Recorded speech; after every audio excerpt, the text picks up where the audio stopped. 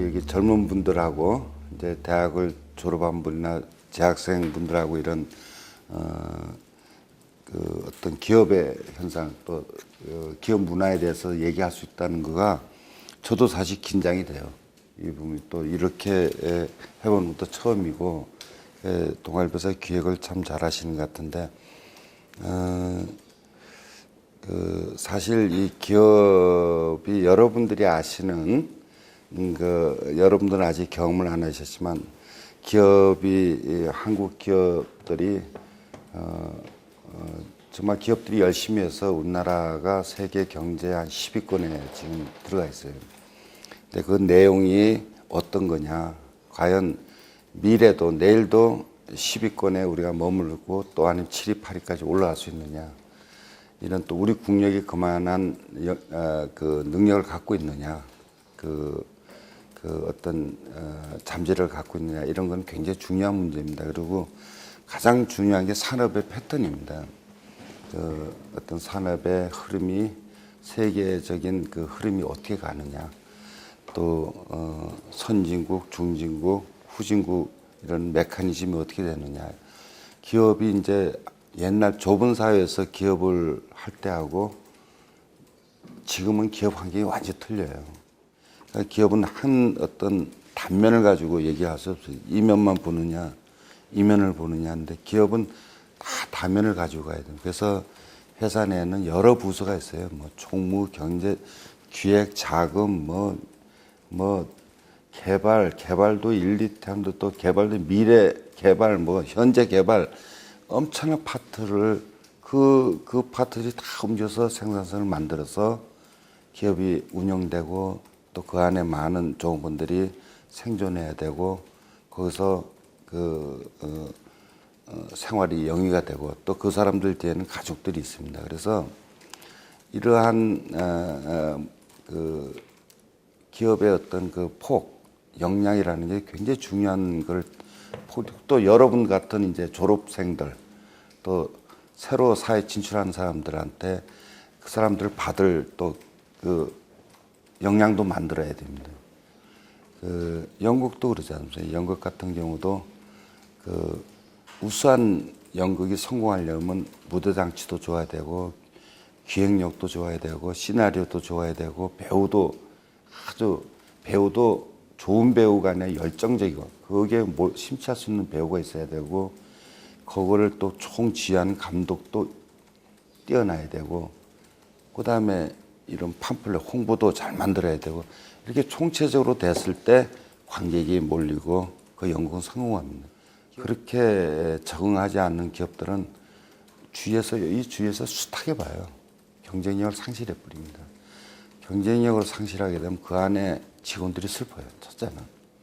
그 뒤에 또 많은 생존권들이 있습니다. 가족들이. 이런 것 때문에 기업이 무한 책임을 져야 된다는 생각을 갖고 있어요.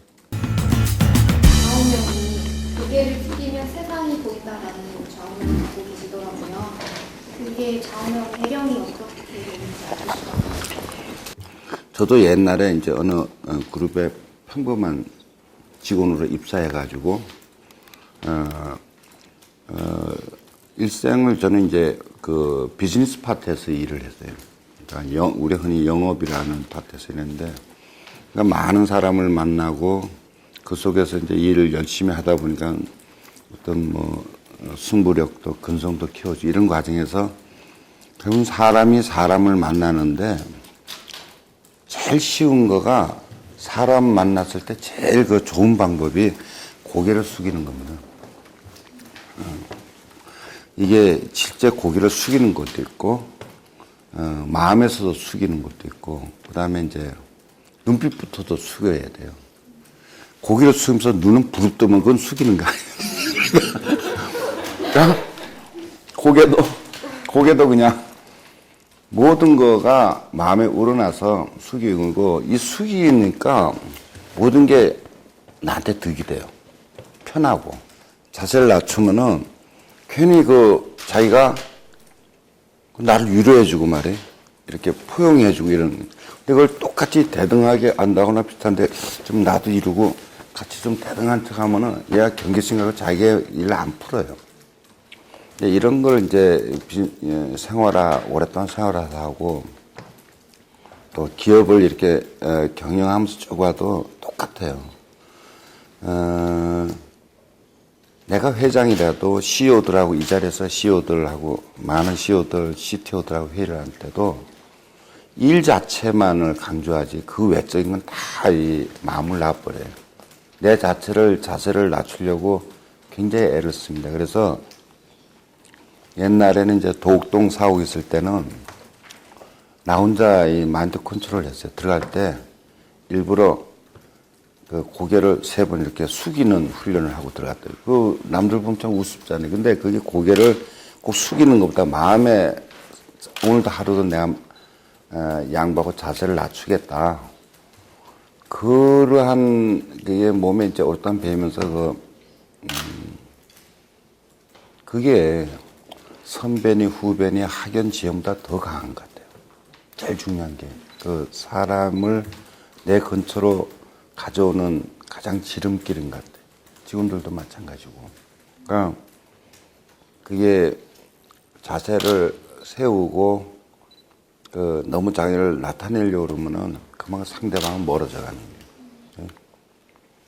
여러분 다 이제 여기 그 데이트도 하시잖아요. 남자친구, 여자친구 했는데 그냥 여자친구한테 무조건 좋다 그러세요.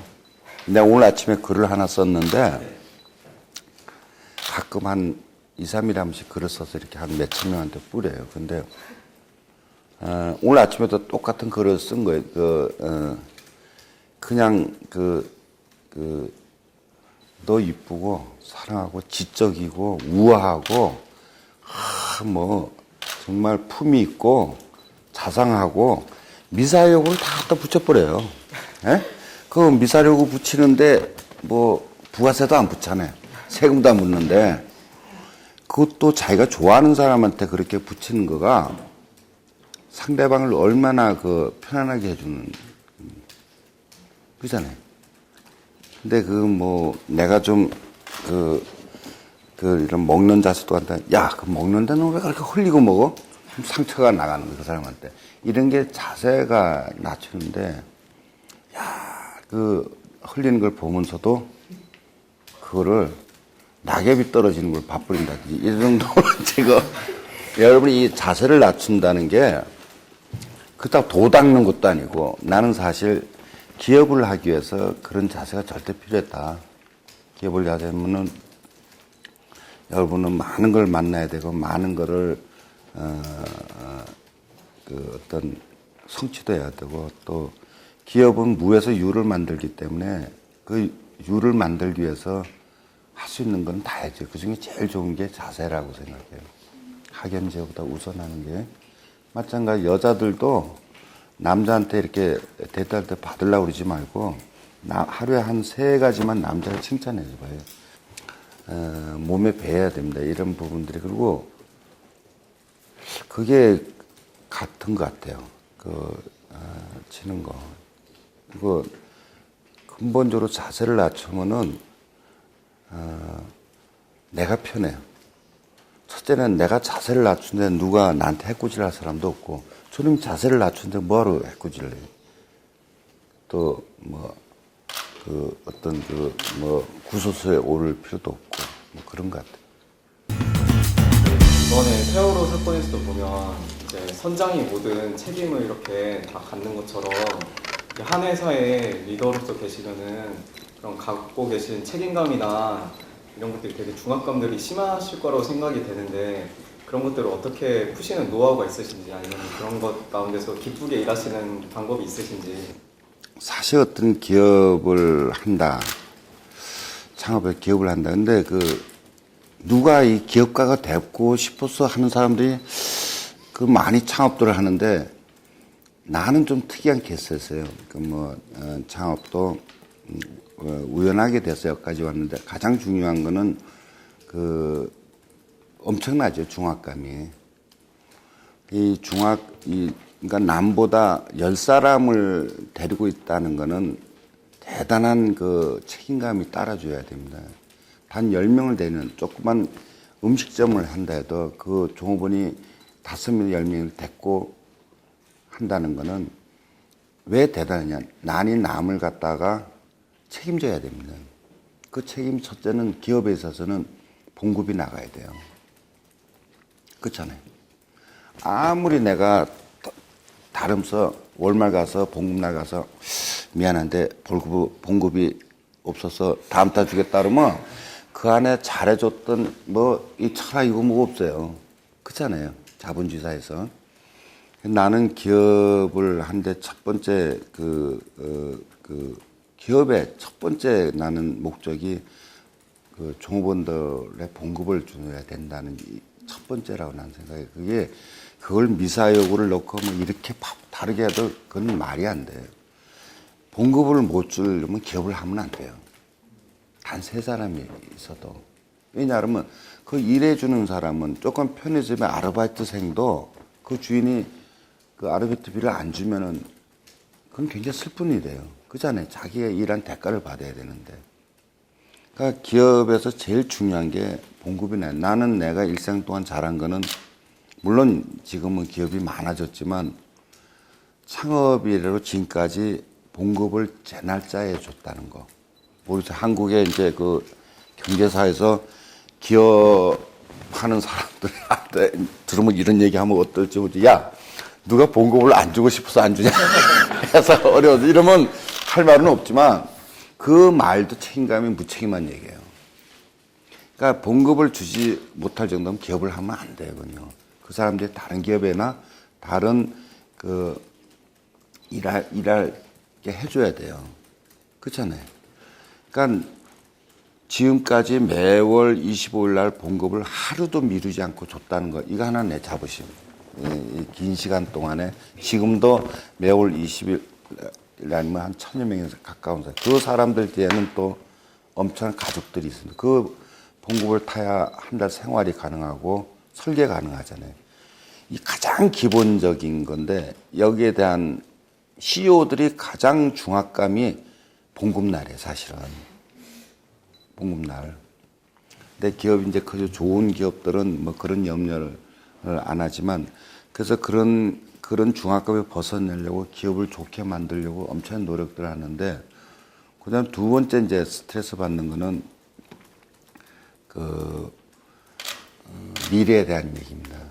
오늘을 이거 이제 내일을 어떻게 미래를 만들어야 되느냐 미래를 생각하는 거. 이 중압감이 굉장히 중요해요. 그건 또 거꾸로 말하면 직원들은 자기 일만 하고 가면 되지만 그래서 이 대표이사하고 직원들의 책임자 차이는 뭐냐면은 직원들은 회사가 어렵든 뭐 좋든 잠을 자는데 이 책임자는 잠을 못 자. 요 딱 차이 하나. 어떤 후속적인 것 때문에 또 미래를 만들어야 되고 그냥 또 견디면 안 돼요. 어제보다 회사가 더 커져야 되고 그래야 회사가 더 커져야 좋은 사람들이 들어오고 그 좋은 사람들이 들어와서 자기의 미래를 거기서 꿈을 꾼다고. 회사가 앞이 안 보여. 맨날 이 회사가 왔다 갔다 해. 그럼 들어와도 이 사람도 불안한 거예요. 그러니까 항상 무한 책임을 아까 했는데 종업원들이 여기서 미래를 꿈꾸고 미래에 대한 확신을 가져야 됩니다. 이거는 CEO들이나 경영자들이 절대적으로 해야 될 책임이 아까 본 거, 미래를 만들어주는 것, 미래를 꿈꾸게 해주는 것. 여러분, 삼성에 들어가는 사람들은 들어가는 순간부터 자부심을 느끼잖아요. 그 사람들은 목 잘려 나와도 삼성을 녹아내요. 삼성에 들어갔다 나왔다는 자부심 하나 때문에 기업의 그 가치가 그만큼 중요한 겁니다. 그러니까 삼성에 들어가는 사람이 삼성에서 봉급 못 줄 것 같다 이런 걱정하고 들어간 사람이 있어요? 그건 전혀 없다고. 이만큼 아까 논리적으로 그렇게 된다는. 그만큼 또 여러분들이 물론 기업을 초이스할 때도 굉장히 그런 걸 다 생각하지만 가장 중요한 게 기업의 어떤 문화, 건실함, 또 들어가서 또 문화도 굉장히 중요해요. 기껏 삼성을 들어갔는데 여러분이 대학을 다니면 여러 가지를 만들지만 그 삼성에 들어가면 한 파트, 그 수백 개의 파트 중에 한 파트로 들어가요. 난 전공을 이렇게 엄청나게 했는데 가면은 어느 파트 하나만 자금 하나만 딱 맞는다고. 근데 그 좋은 기업에 들어갔는데 과장이 아주 나하고 이 운이 안 맞고 우리가 흔히 말해서 아주 뭐 성격 질 같은 사람 만나서 그것도 본인 참 어려운 거예요. 이만큼 이제 그 기업도 운이 따라줘야 돼요. 그렇게 여러분이 기업 들어가서 좋은 사람 만나는 좋은 회사지만 가서도 좋은 사람을 만나야 돼요. 그러면 좋은 사람을 만드는 기업 문화가 항상 좋은 사람 그런 신입사원이 와서 어우러지는 좋은 문화를 만들어줘야 돼요. 살벌한 문화를 만들면 여러분이 들어와서 거기서 부대껴서 못 살아요. 그러니까 이런 꽃을 보고 왔다 갔다 하면 밑에 직원한테도 그렇게 살벌하게 못 한다고. 그러니까 아까 말한 대로 그런 문화를 만들어주는 책임. 이런 걸 하다 보면 사실 중압감이 있는데 가끔 나도 모르겠어요. 중압감이 있는지 없는지. 그러니까 습관적으로 그러니까 원체 오래 시간을 해서 스트레스를 받는데 어떤 데 이제 많이 정말 그 일이 많아지거나 프레스텔이 막 그 예민해질 때는 회의하고 일어나면 이제 이 뒤에가 이제 굉장히 목이 아프고 뻣뻣해. 그러면 아, 내가 지금 스트레스를 받고 있구나. 그 몸의 변화 때문에 하는데 그러니까 스트레스를 푼다는 거가 여러분들처럼 나처럼 워커홀리는 풀 방법이 없어요.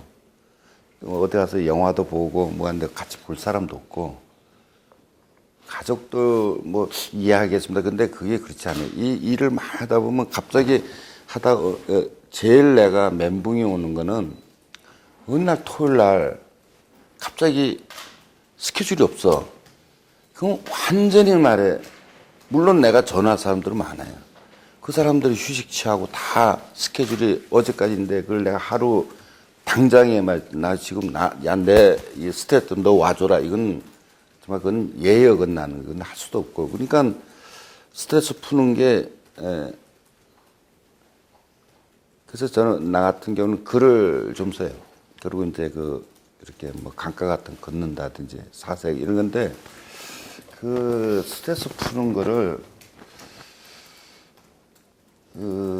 참 애매해요, 그거가. 그러니까 예를 들면 이런 그 푸는 거를 영국 같은데 뭐 이런 공연도 가봐야 가는데 난 영화를 언제 봤는지를 모르겠어요. 그러니까 그 영화를 보러 가면 내가 꼭 그 처음으로 산에 처음 올라갔던 그런 기분을 느낀다. 그러니까 그것도 이제 해봐야 패턴인데 그냥 맨날 어떻게 보면 참 불쌍한 직업을 갖고 있는 거예요. 이제 남들은 뭐 회장이었는데 아침에 와서 회사 봅니다. 또 오후에는 여러 스케줄 때문에 움직이고 그게 이제 계속 반복인데 그 반복 속에 스트레스가 풀어지는 것 같아요. 그냥 뭐 어떻게 스트레스다 이걸 근데 크게는 그런 데 스트레스가 쌓이는 것 같아요. 그 책임감 그런 것 때문에. 대답이 됐어요? 네. 네.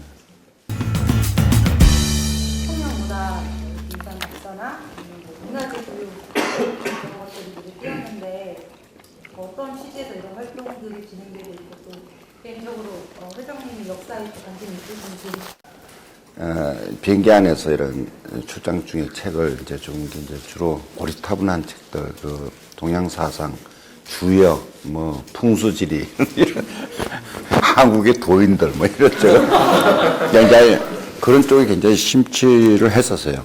근데 실제는 이 풍수지리에 대해서도 굉장히 잘난 척은 하지만 좀 일각에 그래서 그런 쪽 분들하고 대화를 많이 하고, 그러니까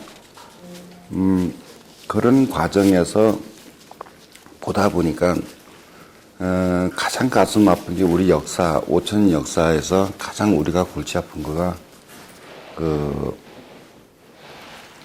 우리에 대한 정체성, 우리나라, 우리의 우리 민족, 우리 혼 이런 건데 이러한 그 혼의 히스토리가 철저하게 붕괴된 그가 딱 몇 가지 사건 때문에 그래요. 그게 특히 중국 쪽에, 대륙 쪽에 침략을 받을 때는 피폐가 덜한데, 제일 우리가 결정적으로 두 번에 걸쳐서 임진왜란하고 구한말 때 우리가 식민지 36년, 이 두 시대에 걸쳐서 우리가 철저하게 파괴돼 버렸어요. 그러니까 조선조 중기 이전의 거는 임진왜란 때, 여러분 아시지만 우리가 고려 때 유명한 우리 도선대사가 만든 우리나라의 기에 대한 모든 정리한 도선비기가 없어졌다. 지금도 거기 일본에 가 있다는 게 정설이에요. 왜냐하면 그 증거가 얘네들이 30년 동안에 우리나라 모든 맥에다가 혈에다 다 쇠말뚝을 박았어요. 그건 도선비기를 갖고 있지 않고는 그렇게 할 수가 없어요. 그는 뚝섬을 지나 이렇게 오다 보니까 지금 왕십리 쪽에 와서 왕의 서기를 봐요. 왕터를 본 거예요. 서기. 이 왕터는 풍수연에서 심리전에서 서기를 봐요. 가까이서는 안 보여요. 심리전에 이 풍수와 뭐 이런 걸 보면서 본다고요. 그러니까 산세를 봐도 심리 바깥에서 봐야 돼요.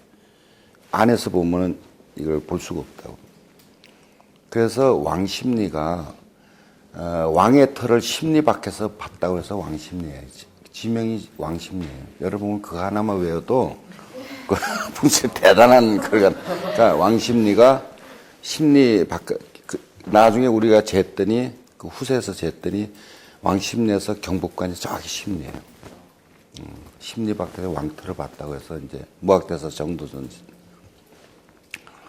계룡산에서는 500년 동안에 500년만 왕조를 유지해주겠다 이렇게 이제 신들하고 얘기해서 그 정도전에 그게 다 나와 있는데 500년이 1910년도가 500년이에요.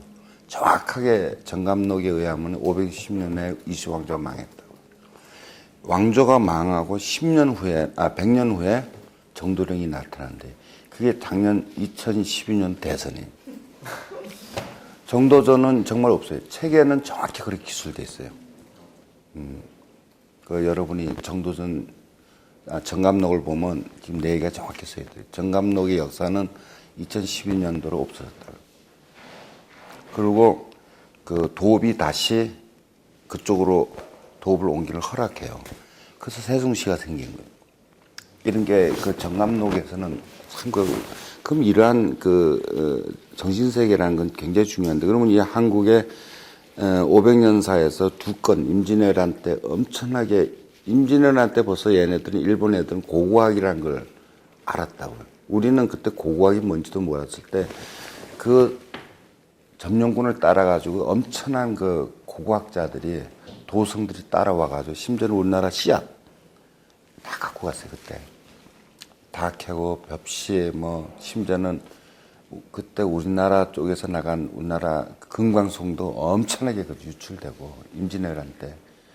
그러니까 그러한 거를 맛을 들였다가 얘네들이 다시 구한말 때 또 들어와가지고, 그러면 그때 얘네들이, 그때 못한 거를 뭘 했냐. 철저한 정신적인 우리나라 고유 민족 문화를 혼을 말살하는 정책을 좀. 심지어는 경복궁에서 400명이 지키는데 한 50명의 일본 군사하고 17명의 낭인이 뛰어들어가지고 민비를 살해한다고. 여러분 아시면 해문 스님이라고 아세요? 우리 문화재 한수 운동하는 아세요? 해문. 내가 이제 그건 공동대표라고. 근데 나는 표면에 나서는 걸 굉장히 싫어해서 지난번에 일본의 조선 투구 환수 TV에서 봤어요. 그거 이제 환수 운동 같이 하고, 아까도 이제 해문이 전한데, 요번에 조선의 국세가 발견됐어요. 그러니까 이 국세가,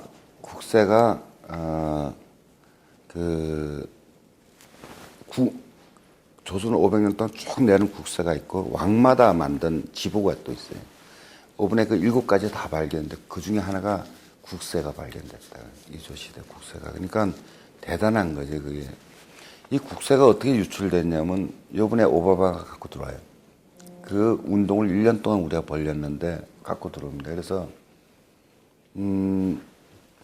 국세가 그 일본의 그 아주 고위층, 그러니까 점령군, 일본의 그 대동아 정대한테 일본 아주 고위층, 그러니까 전범이지. 전범지를 미군이 이제 압수수색 들어갔더니 거기에 메가더 보좌관이 수사관이 들어왔는데 그 집에 이상한 물건이 있어. 그걸 다 이제 싣고 나오는 과정에서 이게 좀 뭐가 좀 이게 괜찮아서 그걸 하나 빼서 가져간 거예요. 원칙으로 말하면 이게 전범 중에서 압수한 거는 다 국가에, 그러니까 그 미국 군부에 신고했는데 이 사람이 그거 하나만 자기가 집으로 가져갔는데 후손이 이번에 그 우리가 뉴욕에서 그 지보, 왕의 지보를 발견해 그걸 갖고 오는 과정에 TV에 나왔는데 이걸 보고 우리 집에도 이런 게 한 7개 있다 이렇게 해문 쪽에 연락이 온 거예요. 그래서 급하게 그쪽으로 가가지고 그러니까 그것 때문에 한 달간 해문 스님이 이제 미국에서인데 가서 보니까 그날 울었다 그래. 해문에 얘기는 국세가 발견돼. 오늘 아침에 신문에도 났어요. 국세 그 아까 조선일보인가 어디에 났더라고. 국세 발견됐는데 그 3배를 올리고 국세한데 그래서 이거를 정식으로 미국 정부에서 그 도난품으로 신고해서 그 사람 신고했는데 일단 CIA 가서 이거 경찰이 가서 압수를 했어요. 압수해서 미국 정부가 보관했다가 다시 이걸 한국에 오면 오바마 대통령이 갖고 오는 거예요. 선물로 국세를 갖고 오는데 지금 이번에 그 학생들 이거 이번에 좀 그런 행사를 크게 하려는데 학생들이 무슨 호죠? 이번에 세월호 그것 때문에 지금 모든 행사를 좀 했는데 이건 대단한 사건이에요. 근데 여기서 이제 하는 거는 그러한 것처럼 피폐대한 우리의 정신문화, 그 다음에 고유문화, 그러니까 정치, 사상, 여러분 우리 문화가 굉장히 찬란한 문화예요, 사실은. 왕도 우리나라는 전쟁도 해서 왕도 투구를 안 쓰고 우리나라 왕들은 한번 전쟁을 해본 적이 없어요. 도망은 잘 쳤지만 이조시대 왕들은 한 번도 투구 있고 칼을 빼본 적이 없어요. 그러니까 그 대신에 뭘 우리는 얻었냐. 엄청난 우리는 그 문화 민족이라고요. 그 문화를 쟤네들은 사무라이라 해가지고 맨날 칼 들고 사람 못 빼는 게 쟤네 문화인데 이러한 문화를 쟤네들은 동경을 했다고 우리나라. 근데 철저하게 아까 말한 대로 민비를 죽이고 그 안에 민비 죽이는 내용도 아주 처절한데 오번에 그 왕관 했을 때 왕관을 5일만 공개를 했어요. 첫날에 내가 갔는데 해문하고 같이 갔는데 옆에 저고리가 하나 있는데 저고리도 거기에 중국의 고위층 여자가 입는 옷, 그러니까 민비 옷이 하나 있고 소반이 요만한 소반이 하나 있는데 그 늙은 여우를 주설할 때 그 방에 있었던 소반이 이렇게 돼 있어요. 난 그 문구를 보고 아주 경악을 했는데 거기 뭐 기자들 국회의원들도 많았는데 이게 우리 문화가 이제 급격하게 우리가 이제 외국 문화하고 섞이면서 이게 어느 뭐 경복궁 하나 남대문 지키는 게 중요한 게 아니라 전반적인 문화를 우리가 체계화시킬 필요가 있겠다. 이건 문화재청도 사실 못하고 있어요. 그래서 우리 문화 지킴이라는 거가 이제 우리가 하고자 하는 건 포탈을 얘기하는 겁니다. 그러니까 우리나라의 모든 전통 문화, 예를 들어 뭐 성리학까지 이 성리학은 대단해요. 성리학은 대단한 우리나라 이왕 우리 이율고 이런 사람들은 대단한 학자들. 그 사람 노자나 장자에 못지않은 학자들인데 평가를 못 받는다. 물론 우리나라 국력도 있지만은 그게 왜냐면 그 사람들의 엄청난 서적과 엄청난 연구 실적이 전부 훼손돼서 그래요. 그러니까 그거는 중국의 학자들도 사실 다 우리 한국의 학자들을 숭배를 했다. 그만큼 신라 때 최지원인가? 최치원인가? 이런 사람들은 중국의 모든 학자들이 숭배를 했어요. 그 사람은. 이렇게 우리나라 대단한 그 학자들인데 이 평가를 이런 거 이제 평가, 정신문화 그 사실 성리학 하나 가지고도 여러분들을 엄청나게 자존심을 만들어 줄 수 있어요. 그래서 이런 거를 그 포탈을 만들려고 그래요. 그러니까 학자들하고 시비도 할 필요 없이 종합 포탈을 우리 문화에 대한 포탈을 만드는 게 우리 문화 지킴입니다. 그래서 지금 3년째 그 작업을 하고 있는데 예를 들어서 그 장이다. 된장, 고추장, 간장은 세계 어느 나라에도 없어요. 이 문화가. 간장도 일본이 임진왜란때 가져와서 걔네들이 귓구망을 만들었다고. 걔네들은 간장이라는 문화가 없었어요. 또 우리나라 최초의 세계 최초로 천일염이 있었잖아요. 제주염을 만든 나라도 우리나라가 백제시대에 아자개라는 그 아자개 집안이 왕건의 그 첫째 부인, 아니 두 번째 부인 고려 건국의 황후지. 그 집안이 원래 제주염 집안이에요. 세계 최초로 제주염을 만든, 이게 기회가 있으면 이런 거에 대한 얘기를 한번 해주고 싶은데, 그 제주염을 만든 집안이고, 그래서 그 딸이 왕건이 후백제죠. 해서 그 통일을 한다고. 굉장히 돈이 많아요. 소금 집안이 돈이 많으니까. 그래서 후백제가 무너지는데, 그래서 나주 오씨가 그 아자개 집안이에요. 나주 오씨라는 시호를 내린 거예요. 근데 이렇게 그 우리나라 우수한 문화들을 그게 임진왜란 때 그러한 제주염에 의해서 장의 문화가 발달했는데 일본이 사실은 간장을 자기들 이건 고대 우리나라의 된장, 고추장, 간장은 이러한 거가 어떻게 생성이 됐고 그런 걸 담기 위해서 장독 문화가 어떻게 도기가 어떻게 발달하고 지금은 우리가 어떻게 먹고 있고 지금은 어디서 전통적으로 맥을 이오고 순창 고추장이 어느 전라도 어느 큰 종가에서 시작한 순창이 어느 종가에서 있던 고추장이 이게 상품화돼서 지금 순창 고추장을 전 세계에 팔리고 뭐 이런 히스토리를 그러면 이게 그런 하나 예를 들어서 예를 들면 고무신이다, 집신이다. 이런 그 신발 문화도 우리가 어떻게 변화되어 왔느냐 이런 거. 나는 이제 백화점에 갔더니 장화를 팔아. 우리 어렸을 때 그 비 올 때 신는 장화를 깜짝 놀랐어요. 야 이거 아니 우리 그 못 살 때 신는 장화가 뭐 이렇게 색칠해서 많이 팔려. 정시로 현대백화점에 샵에 걸려 있어. 거기서 아이디어를 느꼈어요. 그래서 이거를 우리가 여기에 우리의 고유 문화를 할 수 있는 길이 있다. 그래서 이제 그 여자 고무신을 이렇게 특허를 내려고 지금도 사는데 특허가 그 샤넬에서 특허를 냈다. 고무신을. 여러분 그럼 놀랬죠 오늘. 그래서 샤넬에서 만들어요 고무신을. 한 70만 원가요. 그래서 내가 그걸 알아보니까 뭐 특별한 또 특허를 할 필요 없이 디자인적으로 만들었는데 특허라는 건 좀 과장되고 고급 우리나라 부유층들이 결혼식 할 때 패백할 때 한복을 최고 비싼 한복집에서 시키잖아요.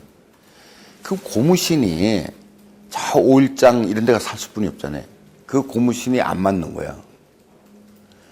근데 그렇다고 해서 신식 신발 신기도 그렇고 또 격식을 갖추기 위해서 그런 거를 벌써 얘네들 팔아먹는 고급 고무신, 금장 좀 입히고 이렇게 고급 고무신. 그건 딱 결혼식 패백 때 한 번 신는 거예요. 예? 그럼 그게 콜렉션이 되는 거예요. 자기 결혼 아주 그 한복하고 그게 하나 세트로 해서 자기 어떤 추억거리가 되잖아요. 이야, 이게 말이야. 지금 우리나라 여자 고무신 사기도 쉽지 않아요. 지금 어디 살아야 되는지 모르잖아요. 맥을 입고 있는지. 외국 애들은 이런 거 벌써 상수를 했는데, 그 다음에 우리가, 내가 국민학교 간다면 지금부터 몇 년, 50년 전인데, 그때 이렇게 절 같은 데 가면은, 소풍 가면은 맨날 이거 그때도 이거 등 긁는 거 하고 목탁하고 그다음 뭐지? 딱딱이 나무로 된 거, 등 긁는 거, 뭐 이런 게 지팡이. 지금 얼마 전에 내가 지금도 똑같은 걸 팔고 앉아 있어요. 50년 동안에 우리나라 전통에 대한 그 콘텐츠가 어떤 그 캐릭터가 하나도 상품화되지 못했다니. 예?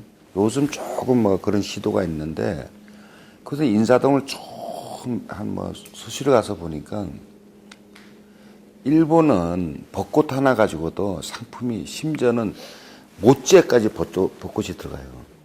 예? 그럼 우리는 무궁화를 갖다가 벚꽃에, 우리 선조는 왜 저 진드물 많은 벚꽃으로 무궁화를 갖다가 국화를 했는지 모르겠어. 우리도 좀 벚꽃이나 무슨 진달래나 이렇게, 에? 좀 이런 꽃을 해서 뭐 얼마나 좋아, 그거를. 뭐 그 영 한 건 어쩔 수 없으니까 그런 이제 그런 상품, 콘텐츠, 캐릭터 이런 거를 집중적으로 포탈하면서 개발해서 이걸 상품화하자. 상품화해서 이걸 판매해서 수익을 가지고 우리 문화, 정부나 뭐 징징 울고 그 돈 달라고 사정하는 것보다는 지원금 받지 않고 우리가 정당하게 그 수익 사업을 해서 그 이익을 그 우리 문화 지킴에 하자. 그럼 예를 들어서 기업에서도 외국 사람 오면은 또 큰 행사 갈 때, 우리나라 많은 행사 때 수건 같은 이런 거 안 쓰고 우리나라 전통 고유 캐릭터들, 또 수건도 우리나라 전통 이런 디자인 잘해서 이런다 그러면 난 괜찮다고 봐요. 비즈니스가. 이런 사업을 지금 계속 그런데 실용실현을 내고 있어요. 앱, 콘텐츠. 이거를 하는 게, 그러니까 문화, 어느 하나 공연을 지원하고 이런 게 아니라, 아까 말한 우리나라 정치, 경제, 문화의 고대 혼, 히스토리 이런 거를 체계화하고 외국 사람이 와서 우문지만 탁 눌러서 내가 오늘 스테이 뭐 잠자리 하면은 절에서 잠자는 템플, 예, 그것도 뭐 우리나라 전통 가오, 또 그다음에 뭐 예를 들면 내가 우리의 뭐 소나무를 보고 싶다. 뭔가 하여 누르면 그냥 쫙 히스토리 나오는 거예요. 방향, 가격, 심지어는 모든 그를 제공할 수 있는 이런 포탈을 만드는 게 목적이고, 거기에 이제 수익 사업하고 그러한 이익을 가지고 또 지원해 주는 거. 예를 들어 무형문화재나 우리나라 전통 문화재 맥이 끊어져 가는 거를 지원하는 사업. 이런 거를 하려고 작년에 사단법인을 만들어서 한 3년 준비하다. 그래서 서두르지 않고 뭐 지원하는 것보다 가장 중요한 거는 우리 스스로 우리 문화를 지키는 것. 영국은 잘 돼 있는 거가 가장 잘 돼 있어요. 정부 지원금 안 받아요. 다 시민 신탁으로서. 대형 박물관 운영도 그렇게 운영되고 있는 걸 알고 있어요. 그러니까 그만큼 좀 다른 각도로, 그리고 가장 중점을 주는 거가 비즈니스를 확대해서 앱이든지, 예를 들어서 꼭 그 국악 무슨 명창 이런 데 연주회 하면 사람들 안 가, 여러분 안 가잖아요. 이런 거를 퓨전화해서 조금은 현대하고도 믹싱해서 그 관심을 전통에 연결시키는 작업들, 이런 것도 좀 복잡해요. 그래서 어쨌든 이거는 사단법인 만들어서 많은 사람, 거기에 이제 문화재 한수 운동도 거기 같이 들어가요. 해문도 들어가 있고, 이제 6월, 7월 달에 이제 이게 정식 발대식 때 대학생 연합회가 관여를 할 생각이에요. 그래서 한 5,000명에서 시작해서 이런 걸 계속 지속적으로 관심 사람들, 또 언론 매체들이 관여해서 사단법이 나왔기 때문에 가겠다. 거기에 문화재 환수 운동. 이거는 어떠한지 아까 말한 그 경복궁을 들어왔을 때 천막을 치고 일본군들이 다 들어와서 무술이 있잖아요. 궁에서 일하는 무술이들도 옷을 그대로 다 벗겼어요. 다 이 인덱스 붙여서 그게 오크라 콜렉션이라고 그래요. 오크라라는 사람이 그걸 한 1년 동안 진두지하면서 거기 있는 젓가락 하나까지 다 가져가버렸어요. 우리나라는 상궁, 그때 구한마 때 상궁 무술이 옷 하나 남아있질 않아요. 아주 철저하게 말살을 했기 때문에 심지어는 그 왕의 손도 이렇게 개인 칩들에 남아있는 그 정도지. 그리고 중국에 궁중에 남아있었던 거는 그나마도 총독부가 들어가면서 그나마도 거기서 또 몇 개는 지네들이 방에다 놓고 쓰던 그게 남아있는 거예요. 예. 그러니까 이렇게 이제 된 저 콜렉션에서 그게 나왔어요.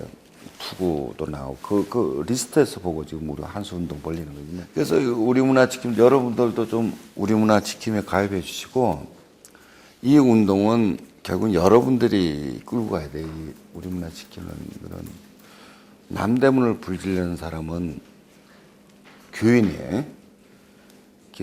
성경에는 나의 신을 섬기지 말는데 그 남대문도 무슨 저기 그 사람들 눈에는 저기